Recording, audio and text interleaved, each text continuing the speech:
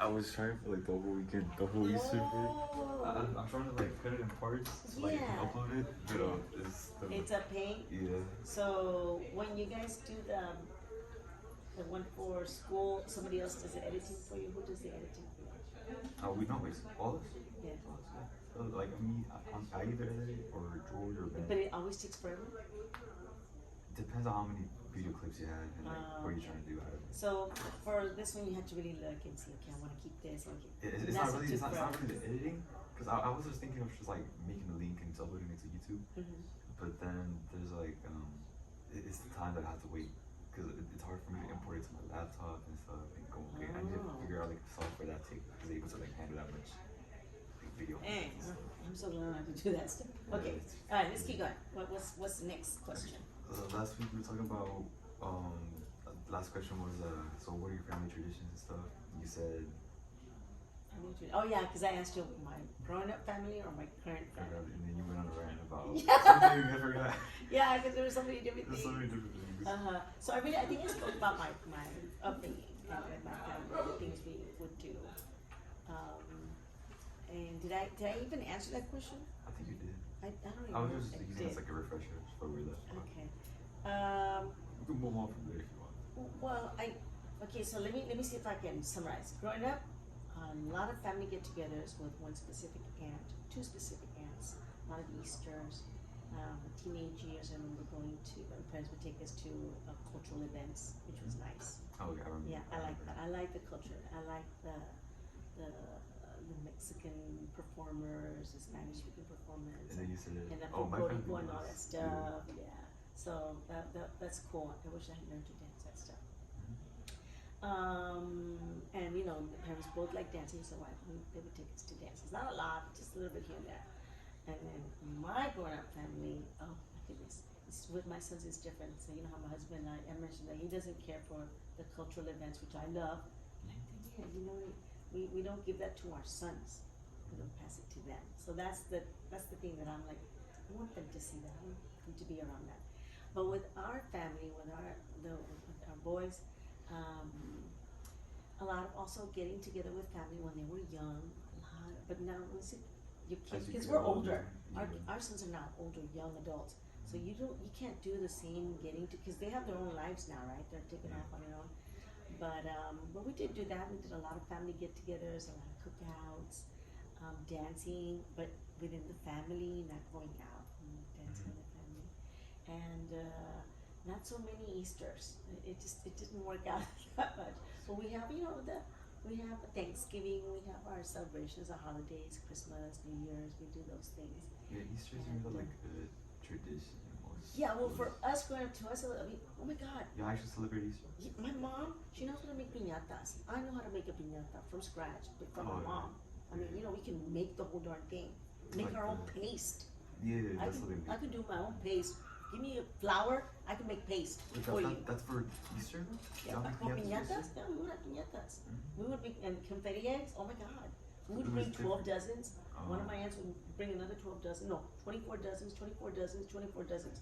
And all the kids, and we would hide them. You know when they throw them on the ground? Oh my God, we would laugh at that. We had cousins that would hide them for us.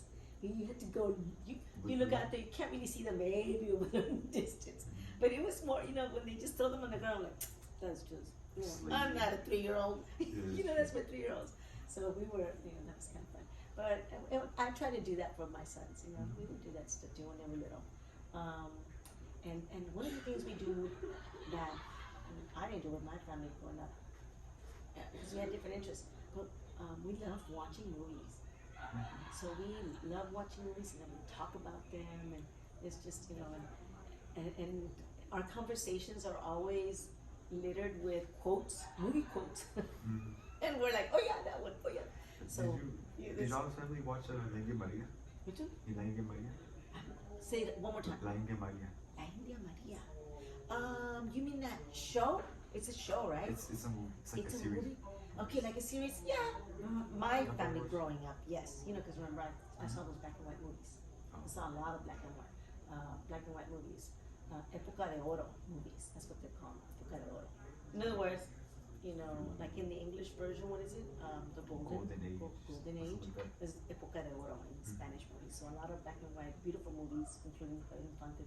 So I got to see her, but you know, I was like looking at Pedro Infante, Jorge Negrete, Your preferences. Blas, Yeah. you know, but I did get to see like, you know, yeah. Yeah. And Santos, El Santo.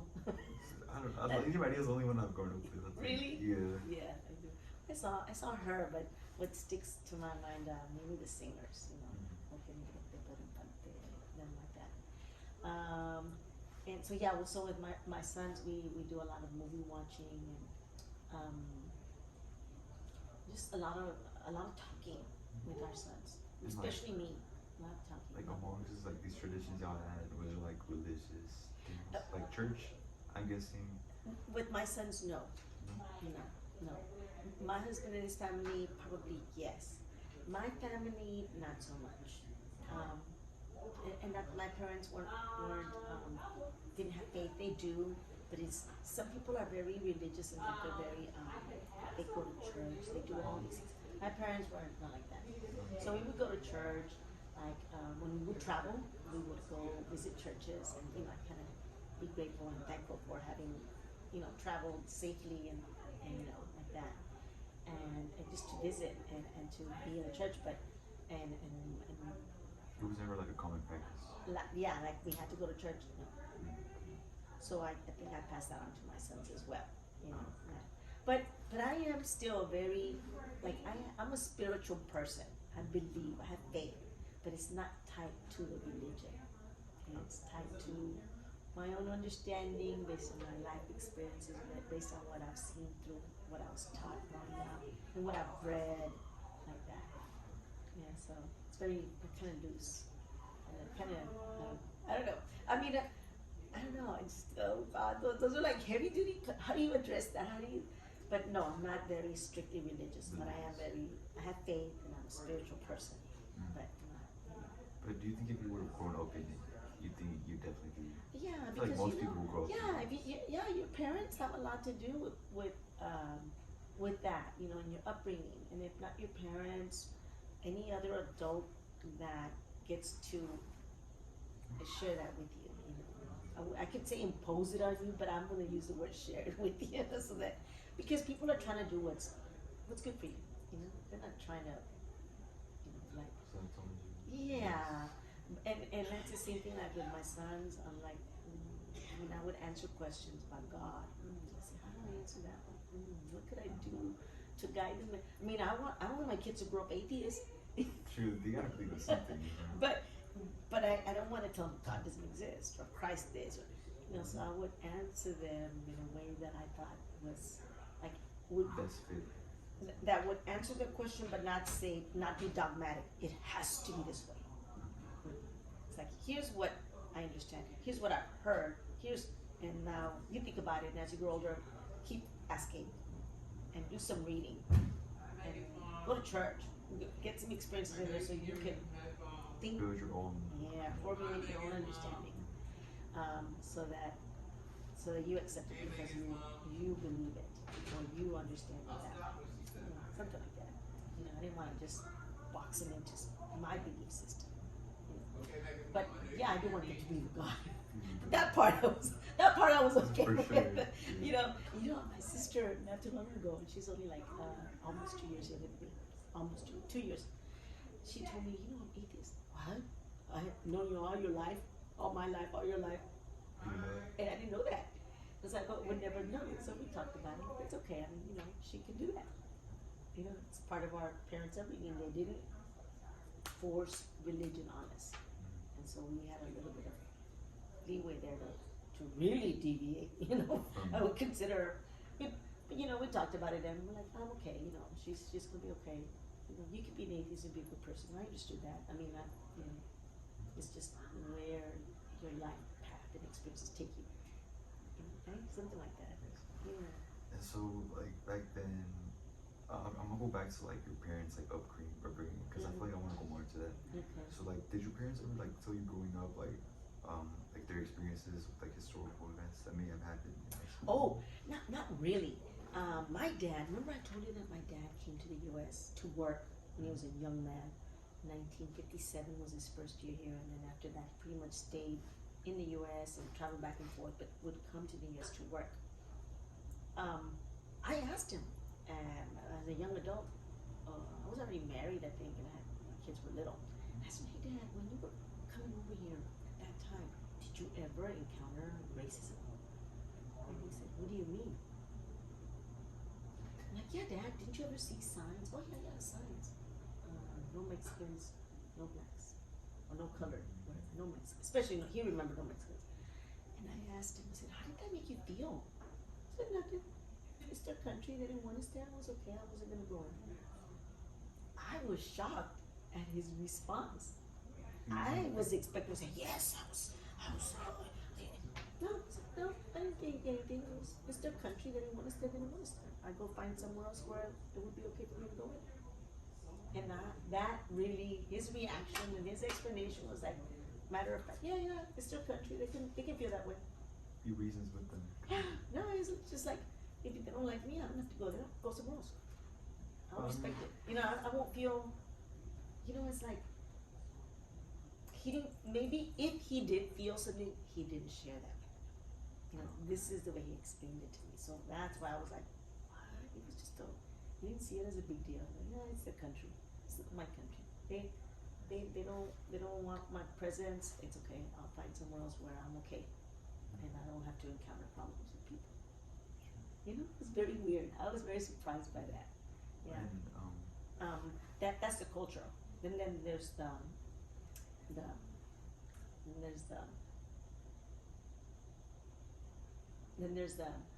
men, women. There's the machista. machista. Yeah. Oh my Whereas God. like men aren't allowed to express. No, women. Women. Yeah. Women too. We were, well, I don't know, you were trying to express emotions for men, right? But no, machista, as far as when I don't know how our conversation started, but I mentioned or I said something. Yeah, but if I wanted to do this, or I think it was something along those lines. And he said, "But you don't need it." Because I was a woman. "But you don't need it." "Yeah, Dad, but what if I want to?" "Yeah, but you don't need it." So in his mind, women can't want. It's only what you're allowed, or what is needed for you as a woman. And wanting is not one of the things you need. And I was like, "No, Dad, you don't understand." Oh, well, I think I initiated the conversation, feminism, feminist movement. I brought up the topic of things that I had been reading, and I explained it to him. And he said, "No, but but if you don't need it, you don't. If you don't need it, then you don't have to." "Yeah, but what if you want it? But you don't need it." To him, a woman wanting something didn't register. It's like it made no sense for a woman to want something, because you're a woman. You can't want. A man could want. He could understand want for a man, but a woman wanting something, that was like, "But you don't need it. If you already have a husband who's taking care of you, So if you have a father who's wealthy and can provide, you don't need it. But what if you wanted that? What if I want it? But you don't need it." I couldn't get him to see past. I was in shock. I was like, "Oh my God, you're one of them. You are a product of that upbringing, and I'm not. This is me." And also, And I love my dad, but it's just a shocker, But there's also women who are also like they don't care, like that's how things are. They go along with it. Well, if there are women that along with him, that were raised at that time, they would probably see it that way too, and they would teach their sons. And thank goodness I came to the schools, and in the schools they explained a lot of things to us in terms of a new way of thinking, right? So I was like, it was so weird to hear my dad say that. I couldn't get him to see it. It was like this is the only way he could see it. I was like, wow, okay, well, all right. So I just let it go. I was like, okay, just this is his upbringing. This is what he knows, and when it's my turn to raise 3 sons, now I can impact that future generation. So yes, my sons learned to iron their clothes. Yes, my sons started washing their own clothes when they were teenagers. Here's how you do this. Go for it. You're on your own now. I tried to teach my oldest son how to cook, and he would not have it. I said, okay, I will give that one up. He's like the older ones. Now he shows me how he cooks a steak, and it's very good. I'm like, dang, I want you to cook another one for me. so yeah, my son, I try to, not raise them, Not reason. the way I could have raised him. So you're saying you read a lot about like the feminist movement. I don't know that I read a lot, but you Well, have you heard about discussions it, in school. and you You talk about read articles, you talk, and you have, and when you read novels and stuff, those topics, those themes come up, so you have a chance to talk about it in class at high school level. But it interested you. Yeah, because it's a hot topic. Why, we all get into it, right? We're like, no, but this, no, but that, da, da, da, da, da. So, yeah, those are good conversations to have. Good conversations. And so like these are basically morals, right? Technically. Well, morals have to do with, okay, my understanding, morals have to do with a sense of right and wrong, morality. Feminism, I don't know that that's a morality issue. It's more like a, Power no. Let's see, feminism, I wouldn't say morality, I would say your principles, your values, what you value, what are the things you consider important, your principles, your values. I would say that falls into those categories, not a morality thing. Morality is right and wrong, hell and heaven, that kind of thing. Ethical things. And some of the feminist, I guess, topics or conversation you can have, they do have to, deal with ethical, but going so far as morality, I wouldn't say that. I don't know. I guess it would depend on specific situations. Yeah, and so back then, like, did you find it was like moral for like, because Texas at the time, well, I'm not sure, but were gun laws still as loose as they are today? Oh my gosh. Or was it still a big laws. issue back then? I don't know because I don't own a gun.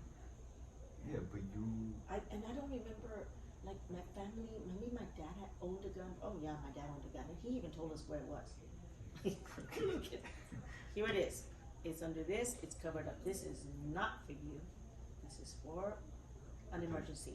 You do not touch this. This is here, it's for emergencies, and you do not touch this.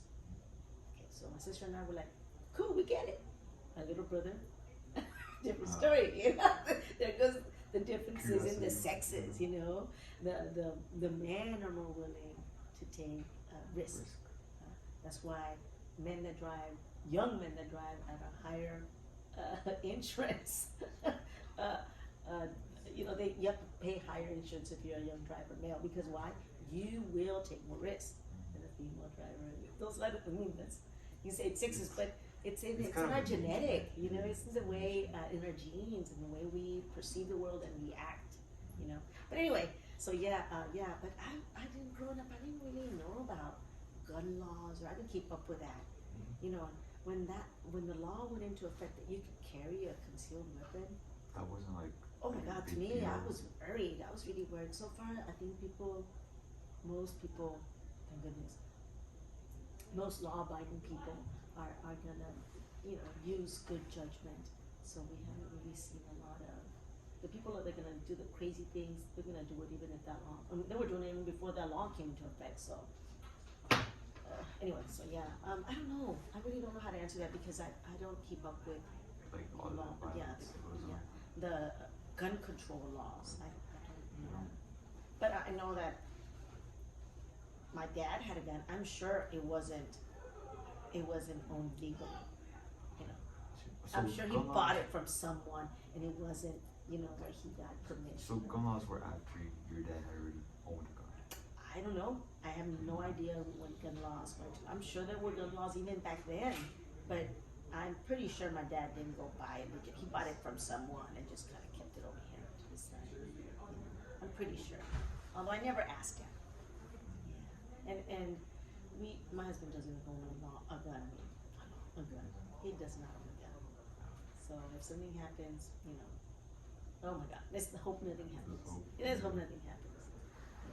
I mean, if I owned a gun, that's how I see it. Yeah, I'll take out the gun, they'll grab it and shoot me with the gun. You know what I mean? So it's like, having a gun is not, it could still backfire on you, you know. I mean, you can have a gun and you hear a noise and you shoot and you shoot your own family member thinking it's somebody else because you're so worked up, you know. So things you, happen. like guns and all like these laws weren't a big thing back then. At least to you, maybe they were, but it's just They were. not I'm sure they were a big thing to people. They were a major issue to people who actually own guns. But in But now my it's- culture growing up, owning a gun wasn't like at the forefront at the family conversation. If they had it, it was kept quiet, it was kept hidden. Yeah, but nowadays But- it's like everybody's at Yeah. risk. Yeah. So you do think that it's like these gun laws have gotten looser It- in time? I don't know if they're not looser. I guess it has. I mean, the fact that the law went into effect that people can walk around, I think, with a concealed weapon, as long as you have what is it called? It's a registered gun. You went through the legal process of getting gun ownership, and there's a background check. It's easier for people to get a gun, I guess. I don't know. I would say easier, but people who own guns are saying, no, I have to get through a background check. How's that easier? I don't know. I'm not a gun owner. I'm not into that. So that's the question I can't answer, comfortably because I don't even know.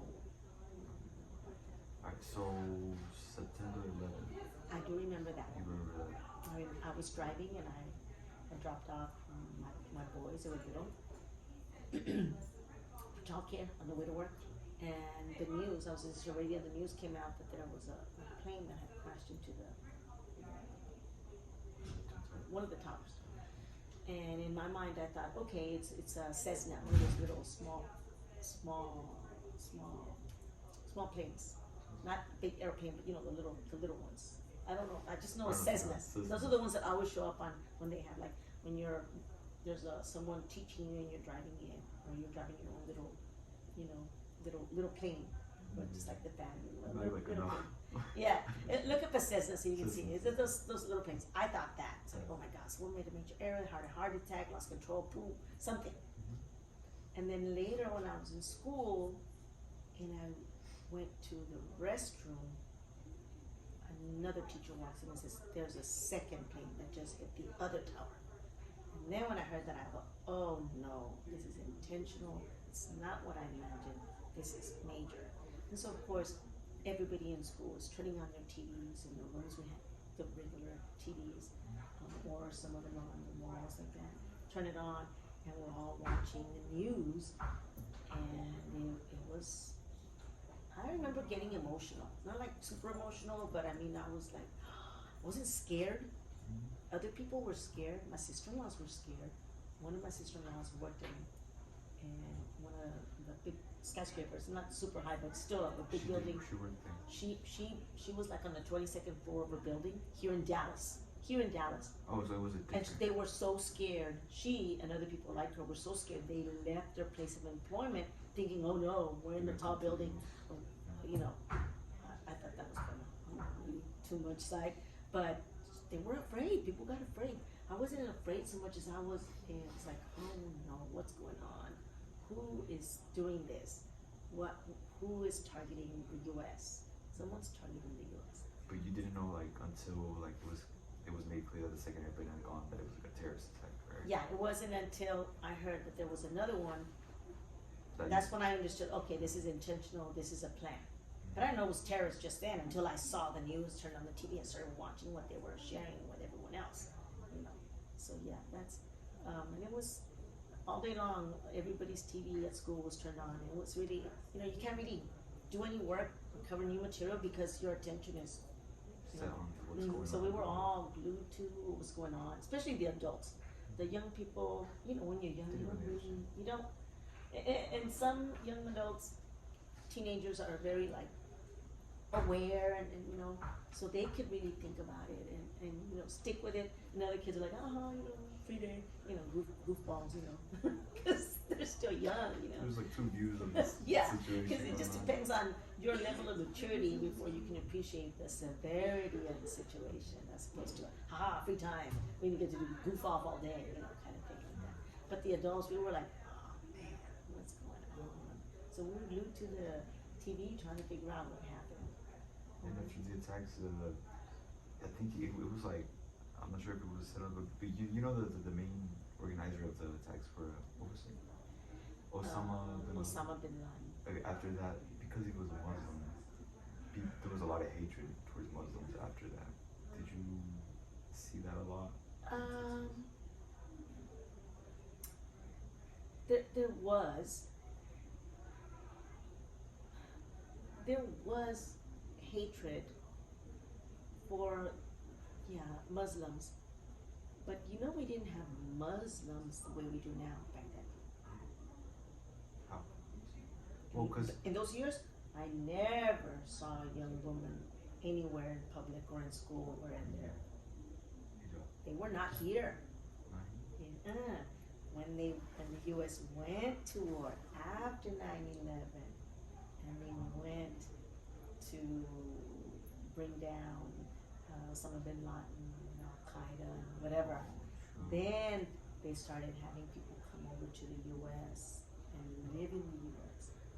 I'm assuming because those families were working with the United States to help with the issues over there, and then they needed to relocate for their own family's safety.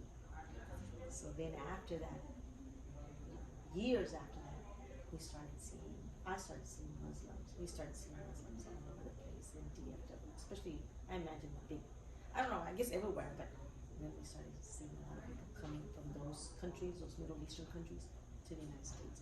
Prior to 9/11, we didn't really see them. If they were coming here, they were coming to study and going back to their countries. So you guys, your generation, you get to work with a lot of kids from the Middle Eastern countries. We didn't see them in the 80s and the 90s in our schools and in society.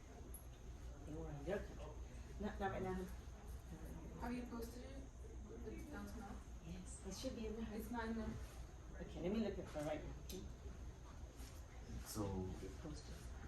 I'm guessing after that there was like a lot of like scary worry about another terrorist attack. Did that impact you on anybody? Or no, it was just like a one-time thing. Obviously, it was something else. It was a one-time thing. Yeah. I think immediately after people were worried.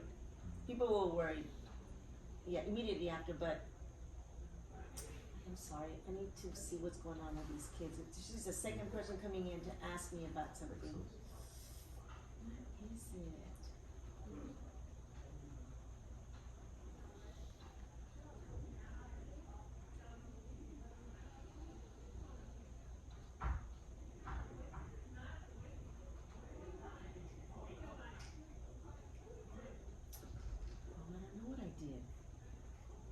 Save it. Oh my goodness. Oh well, too bad.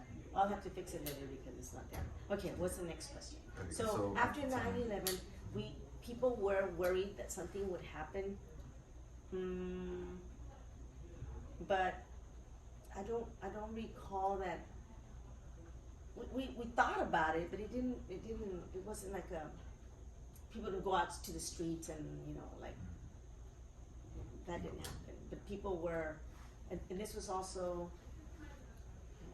Social media hadn't picked up just yet, so people weren't like in social media like talking a lot about it.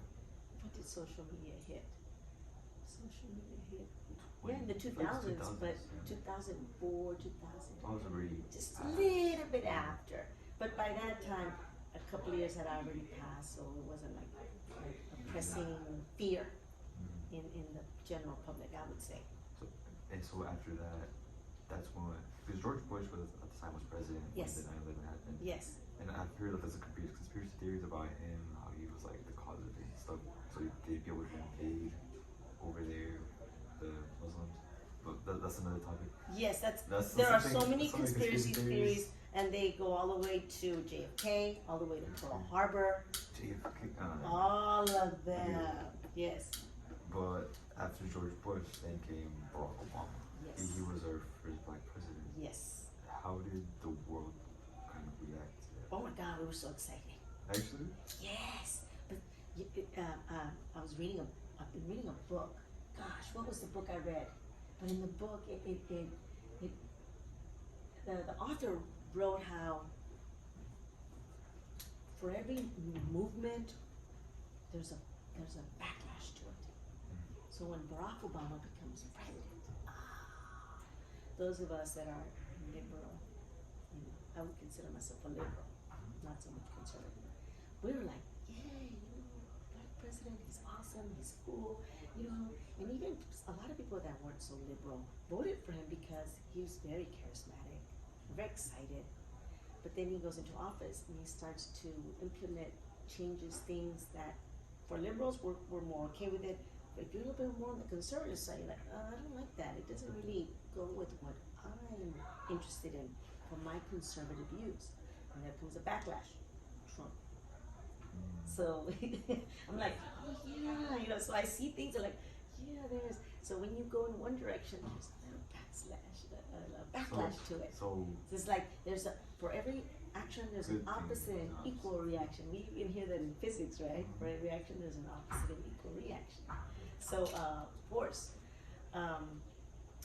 So yeah, when Barack Obama became president, a lot of people were really hopeful, excited, you know, that had happened. Very charismatic president, and hopeful that things are moving in a positive direction in terms of racial relationships, racial understanding, and racial, you know, awareness.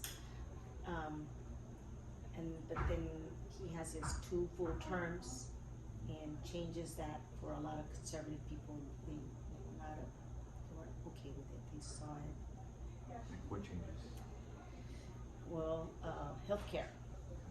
You know, when you have healthcare for all Americans. She said it's because it's already been used in the junior college. If you don't want healthcare insurance imposed on you, you want to decide for yourself if you want to have health insurance, and you feel like you're being forced into it so that you can pay for other people who are not responsible for their own health. They're not making good choices for their health. They're spending the money on things they shouldn't, not on good food, not, you know, so they have their way of seeing. I really don't know, it's just so many things, but they're seeing it from another perspective, and they're not in agreement with the changes that Barack and his administration is bringing in. So there's that backlash. Here comes Trump says, "Oh, we're gonna make America great again," and all those things that Barack did are crazy, da da da da da da, you know, and then start pointing the finger at who else is to blame for all the problems that we have, you know. And so people are like, "Yeah, he understands me." Yeah, I mean, I don't know. I'm guessing that's what they did. You know, it's like, "Oh, he gets us. He gets us." You know, and not just healthcare, other things. You know, he knew what themes to talk about that would get at the core of the conservative group. So, you know, he managed to come in. So, I don't know. Well, I'm surprised because you said like it wasn't just you that was excited. It was like your whole family. Or was it? Well, people in general, I would say a lot of Americans. I mean, he got a lot of the vote. He got a lot of conservative people to vote for him. He was that trustworthy, that charismatic that he could say, people would say, okay, you know what, I can see you as my president. Boom. And they voted for him. There was like a certain like dislike from immigrants towards him because it was like info after his presidency that he had deported like a lot of immigrants. After, yes. So it wasn't during his time as president? No, after he got voted in. That's when After he gets voted in, and then he was actually, and I've read that also, that he was actually very hard on immigration. If the very conservative people would see how he dealt with immigration, he was very, very strong. So once that, and he did it in a way where it was low key. Because it was very low key. You know, he was doing what he thought was right, being very strict on border and people coming in, but it wasn't out of like in the news as much. At least I don't remember hearing a lot about it. I heard about it after he left the presidency. I heard about it or read about it, and I thought, oh, I didn't even know about that. You know, but he was doing what he thought was right. Would you agree with what he did? Because as it is now, it's it- like, look, I have, because it's really hard for me to talk about that or to even formulate, because it's like I benefit from so many things that I would not have benefited from had he been president when I was raised, you know. So it's just I don't know. It's really it's hard. Um, because immigration is like a hard topic. it 'Cause is. It's it has to be dealt with even if it's like Yeah, it doesn't seem like moral. like I can tell you, like there was a person who I very much respect and admire, but this person says no, you have to do it legal. You have to do it legal. Okay, I understand. But it's not that easy. Well, I mean, I understand doing things by the law. I do. I believe in law. You know. Remember, I told you. I don't know if I told you or somebody else was having a conversation. Some people have the attitude, it's just a suggestion. Laws are meant to be broken. That's not my attitude. My attitude is laws are meant for safety reasons, for the benefit of society. But it sometimes is possible that a law is not fair. A law is not just. So, but I understand a country's need to secure the borders, and also, you know, It's a sad side too. Because you it's see all how these these people are families coming for a better future. But you can't have all of them. But yeah, I mean, Because, it's too many. yeah, you have to, and then when you consider, it's like, it's only an issue when brown people want to come in. It's not an issue when Canadians want to come in. No, Actually, why would it be? They speak the there's language. Canadians And coming in here too. who's complaining when illegal Canadians are in the United States? Who? I don't ever hear anybody. How many Canadian celebrities are there? Nobody complains that they came and took an American job from Hollywood. Why? So it's only an issue when it's brown poor people. It's not an issue when it's a rich white or even a poor white for that matter. The more the merrier. Okay, we're the United States is turning. There are more brown than white. Not true, but we're on that path, so it becomes very scary and very uncomfortable for white America to see the changes. And it's hard for you, like, I mean, us, like, because I too, because it's.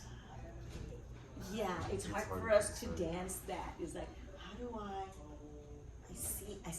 see the concerns from both ends, but I also see how it's kind of screwed up. It's hard. So yeah. But all these. Give me a chance, guys. It's not 3:30 yet. Give me 3:30. Outside, please. Okay, it's alright. It's okay. Pobrecito, they need my help. Okay, that's the. It's okay. Yeah, it's 3:30. But with all these people coming in from different parts of the world, cultural diffusion was a good thing. I didn't hear that. Cultural diffusion was a good thing, do you think, in the US? Because United States has become like the most diverse. Yeah. I can say, yeah. Well, I mean, You'll meet it's one of very one of the diverse most countries. Yeah, it's very diverse, the way it used to be. So do I believe that? Because you've seen it like evolve. Because like how you said, you keep saying how like you saw more different ethnicities of people Oh, yeah. as you went on in your life. Yeah. And the U.S. benefited from that. You think? This is another difficult question. Yeah. Well, okay. Did the U.S. benefit from all the immigrants that came from Europe back? Europe? Yeah, right? Yeah. They did. Because immigrants were But very. it's hard when all these cultures come and there's a lot of clash and you're having to learn to work together and to accept each other and to see past your differences. It's really hard to see past your differences. But if you can do that, then you know you benefit from the beautiful things that the cultures have to offer each other, you know? So is it good? To an extent. I would say, I say it's good. I'd say it's good because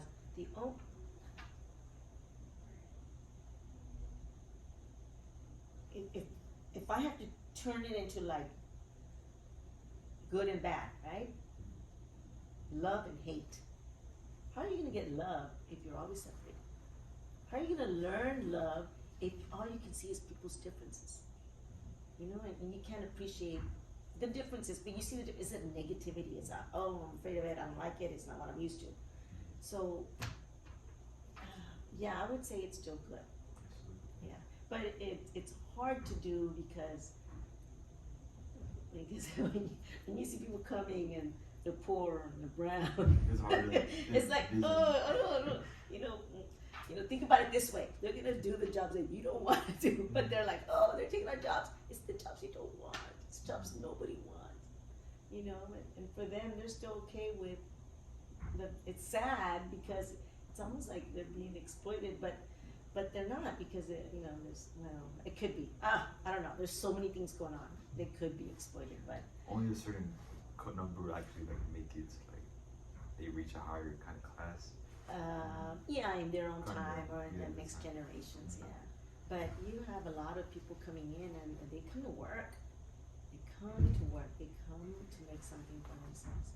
It's just hard because they're coming in so many. Right now, they're coming in huge numbers, and I don't know. And like all these issues, like from the U.S., like with the rise of technology, it's like like there's like a bigger divide now because of technology. You think, right? 'Cause everybody's like open to give their opinion. It's a good thing, but then there's more conflict because these opinions are out there. Here, that's an interesting conversation. Like social media is supposed to bring us together. But it's Separating us because even the algorithms in the internet, they see what you like, and the algorithm feeds you what they already know you like. When do you see the other view? You know when we saw it? Remember I told you there were 3 channels on TV? ABC, CBS, NBC. These 3 major channels had their news at night, and we all pretty much got the same information from all 3 stations. So all of the United States got the same piece of information, and we had an understanding of what we were all seeing. Now, I'm sitting on my computer at home, you're sitting in yours, he's sitting on theirs, and the algorithm is targeting what I already has seen, what I've already read, and what I'm interested in, gives me that only, and not to the exclusion of other points of view. Same thing for you, same thing for them, and so we're being separated in a way that's just creating more anger, more frustration, more hate, and that's bad. That is really bad. But then, that's scary. Okay, but then imagine that those 3 channels, they're feeding you false information. Would you rather that, where we're all together believing the wrong thing, or there's a group But of they us? would like, you could Sometimes say, there's a yeah, no, difference. I understand what you're saying. I think that's a good point. But they're like competing against each other, and they're kind of, no, not that. Oh, yes, not this. Oh, I got this information. They're kind of like watching each other and checking each other, right? But what we have now is we're getting only information that you want to hear, and on top of that, even when you turn on the TV and you look at the news, you have shows. News information shows. They're not really news the way it was in originally or back in the day. They're now shows that target to a specific segment of the political spectrum. You know, this Republican news channel. They only see that one, and only the way it's presented in that way. And then there's another show that's heavily Democratic. So it's like it's not even news in general, where you are okay. Here's the information. You make up your mind. So those 3 channels, that's what they were intending to do. Here's the information we have. You listen to it and you decide, right? Now this is really targeted like the internet does, and it's really scary. I mean, it's like, where do you go to get a more? Oh, you know where you go? NPR, National Public Radio. It's on the radio. NPR has very high standards of reporting information in a way that is not unbiased. They try their hardest. So you get to hear a lot of different sides. So that it's not just one way, just one. So NPR is really good. I used to hear it a lot, but they should put that on on everybody's radio. Only 4 people like me listen to it. Everybody has their little playlist and their, oh my God, I don't know how people do it. But NPR is really good. But yeah, for people to get good information that isn't so narrow or biased, right? Yeah, that's kind of hard. I don't know. So I don't- overall, technology, good thing. Maybe it divides us, but Definitely It divides definitely it. divides It us. definitely divides. I mean, just look at young people. but now we can't live without You it. throw young people together, and what are they doing? If they don't know each other, they're on their phones. They ignore each other, and they're right there. Oh, but they're very interested in the likes here of people they've never met. Shoot. It's like, learn to talk to people. Learn to be with the people you are right now. And it is, it's, It's a big- sad. it's a big issue now because a lot of people from my generation we have like social anxiety. Why? And Because that- you because haven't we don't learned. socialize. You haven't learned to actually take the dark phone away and be with people and just be yourself. It's hard to And- be yourself in real life. Here I can be, oh, You can be anybody you want. yeah, Yeah. I'm great. In real life, you're not that. Not You're not that. You are you, and it's okay. You know, people are gonna like you. Some people, not everybody. It's okay. They might have to like, because you're not gonna like everybody anyway. So. And I that's have this crazy. question too, like, so we're all generations, even white people back then, I'm guessing they had more social skills than we had. No, No? no, Or was it still like I was, people like, I was, you know, I've always been introverted, I think, and I can be social, but not all. It just depends on the setting. But no, you would have your very quiet people, and you're very, very social, you know, so despite extroverted. like technology having a big influence on it, it hasn't really like, how do you say it? It wasn't like a big factor in like people being quiet nowadays, because people were so quiet back then, Yeah, but it just made it more common now. more common. Yeah, Alright, so, because it's very uncomfortable to really be in a true physical, personal interaction as opposed to here on. just screens. Yeah. Alright, last question. Okay, one more. So for all this talk about history and everything, how do you think you've impacted history? in the How do I US? think I've You've impacted history? Yes. Oh my gosh, that's such a good question. So, I don't know. I don't know how. I don't think that I have. I mean, But you're a teacher. that's you